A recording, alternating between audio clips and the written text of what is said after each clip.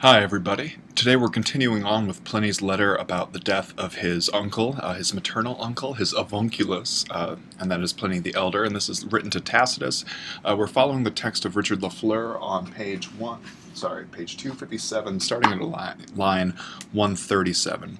So magnum propiusque noscendum ut ereditissimo viro visum.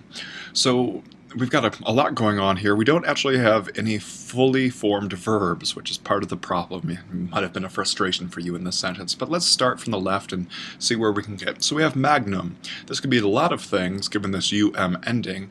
We're thinking either masculine or neuter accusative, or maybe even a neuter nominative singular.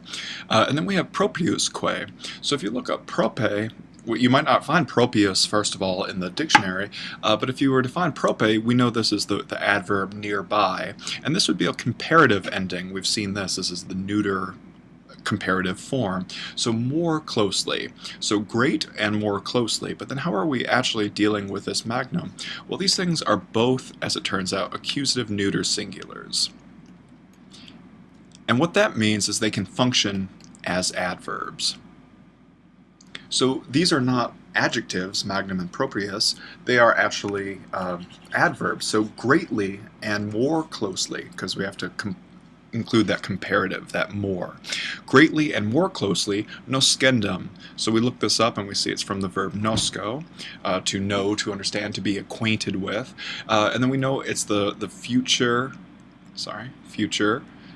passive participle, also known as the gerundive, and we can tell that because of this nd ending. Of course, with this ending, this could be a plain old gerund, but this in fact is a gerundive here, and we need to supply some form of the verb to be. So we can put est in there. Of course, this is all past tense, so we might actually think it would be better to have an erat, but we see elsewhere in Pliny's letter that he's using the historic present tense. So est is really the kind of supplied verb we want to understand there. And of course, Latin speakers are very comfortable supplying this est. As it turns out, we'll also need one here to work with visum. So greatly and more closely, it is in a state of needing to be known. This is the obligation that we get from the future passive participle, the gerundive. So needing to be known more closely and greatly as it seemed. That's what visum est is. And then this is going to be a dative of interest. Who does it seem that way to? Well, who's interested? Who's, it seems that way to a very learned man, that this neuter singular thing, ought to be known greatly and more closely. What is this thing? Well, that's of course the explosion. So that's fine just to have a neuter for that. If we really want to find an antecedent earlier, we know that there is this illud miraculum. Actually, I think it's miraculum illud, but that's our neuter that's being picked up here in the former paragraph. I don't have it on this file, so we're going to be moving on. So again, adverbs here, and the que always has to connect equals, so these are both adverbs. Then we have our main verb here, combined with an absent est.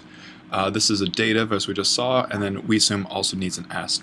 So then he orders, again, historic present, and this is Pliny the Elder talking, orders a Liburnicon ship, and these are used by pirates and other things. These are fast ships, to be prepared, a nice passive infinitive.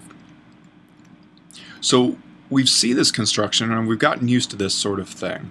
We've got a verb, we've got an accusative that functions as the subject, and then we've got an infinitive verb. Normally we would call this indirect discourse, right? We've seen this with verbs of saying, thinking, etc. This is a verb of ordering. So it has a slightly different semantic range. So this is what we might call an indirect command. We're not just talking, but this is a way of commanding. You can command with certain verbs will take ut clauses. Ubet is able to take this accusative, subject, plus infinitive. But that's a nice short sentence. He orders that, a Liburnicon ship, and we have to supply the accusative feminine singular nawem here. That's what Libernicum is actually agreeing with, but it's not stated. So again, that's a N there, sorry. Nawem, the word for ship. Good. To me, so again, this is a similar sort of dative as we had above. If to come, una. So this is on the one hand, it's an ablative singular feminine, but it's really an adverb. It's become something that is used enough, and this means together, along. And really it means as one. And then wellum. Well, this is a tricky looking verb, and we might not even be sure if it's a verb, but that's a personal ending. We've seen that sort of thing. This is coming from the highly irregular verb wolo, to want. No, this is not YOLO, you only live once. It is wolo. And then the infinitive is wele. So wolo, wele, and that goes into woloe, but we don't need to go into all the principal parts. What we know is if we have the infinitive and we add a personal ending, this is giving us our imperfect subjunctive form. And that's going to work here. To me, if I might want to come along, that's the way that this is working. So this is a complementary infinitive. Verbs of wanting will often take a complementary infinitive because you want to do something. Wanting without an object is almost meaningless. I want. Well, what does that mean? Does that mean you're lacking something? This is a very important complementary infinitive. It's not one of these indirect discourses. It's if I would like to come along. To me, he makes, facet, and again, historical present, so he made a copia. So we've seen copia with something like cornucopia, meaning plenty, but really here, this is an opportunity. He says, hey, there's room in my Libertican galley if you'd like to come along. So this is, again, this mihi here is Pliny the Younger, the nephew. And then respondi, this is a nice third principal part, so therefore it is perfect active. I responded that, and then here we do have indirect discourse. Male, it's another verb much like volo.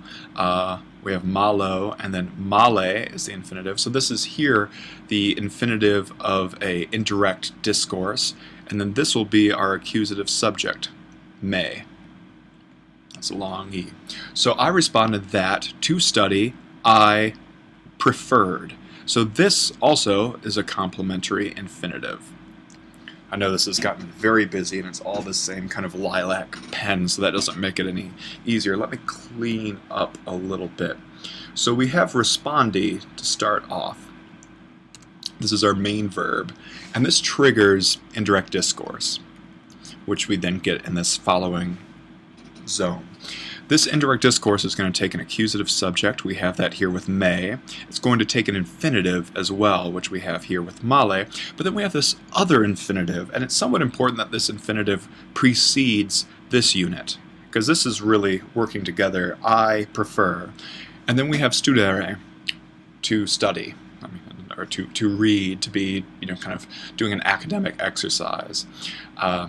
Pliny the Younger is kind of a geek here, and in a way he's trying to present himself as a learned, maybe slightly awkward person, in part to show by comparison how brave his uncle was, whom he's praising in this letter. So I responded that I preferred to study. This is a complementary infinitive, which is exactly how we have venire working here.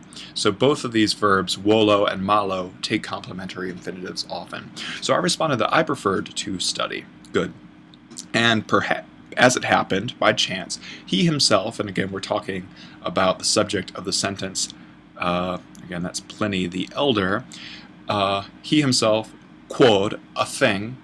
So this is qui quod, this is our relative pronoun. Normally, this would take an antecedent. This would, kind of correspond back to something earlier. But here we have it functioning alone.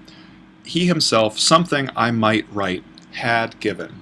This is a nice pluperfect indicative, because we have do, dare, dedi, and that's where we're getting this from, dedi with the E, D-E-D-I. We drop the I and we add our third person pluperfect ending erat, had given.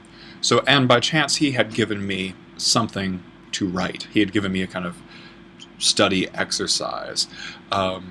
So that's Pliny the Younger's excuse for not going. One can get the sense that Pliny the Elder is probably saying, come on, kid, how many times does a volcano erupt? And I can give you a writing exercise any day. But this is Pliny the Younger's excuse. Maybe he is scared. Maybe he really is just a bookworm. Either way. So, and as it happened, by chance, he himself had given me something to write. And that's kind of explaining the studying. Good. So we're coming up on 10 minutes, or 11 minutes now. Time to take a pause. We'll start off with the next sentence in Grade Abatur Domo in the next video. See you then.